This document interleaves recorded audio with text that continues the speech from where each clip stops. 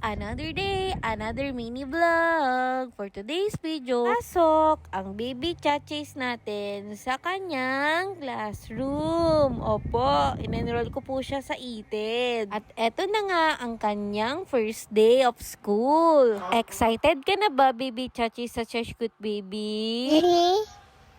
Okay. Sabi niya, excited na siya, pero for today's video, umuulan talaga sa labas, kaya wala pa siya kaklase nung nadatan niya sa school. Kaya ayan, mag-isa pa lang siyang naglalaro. Kaya ko siya in-enroll sa ganitong klase kasi gusto ko magkaroon siya ng mga kaibigan. At hindi lang sila ni lola niya yung magkasama sa house. At dito na nga, may mga kaklase na siya na dumating. At ang unang lesson nila ay ang mag-wash ng hands. Ayan, pinapanood nila kung paano sila mag-wash ng hands. Kakanta daw sila ng happy birthday kapag mag-wash ng hands. At eto na, yung mag-wash sila ng hands.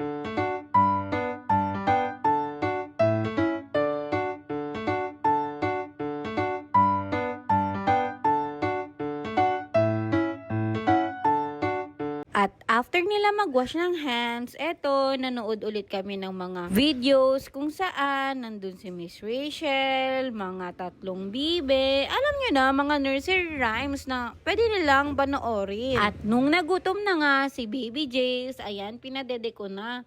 Kasi nag-breakfast na siya bago pa kami pumunta dito. Kaya dede na lang siya at oras namang tulog niya sa mga oras na to. At after nilang kumain, mag-wash ng hands, eto, naglaro na ulit sila. Meron din siyang kaedad dito, nakaklase niya. Kaya alam kong hindi siya mawawala. And then, dumaan nga pala kami dito sa may clinic, sa may barangay. At sobrang cute ni Jace dito. After ng lahat ng yan, ayan, uuwi na kami. Dahil mukhang inaantok na ang baby natin. O paano ba yan? Sa susunod na mga vlog, sana i-like and share nyo ito para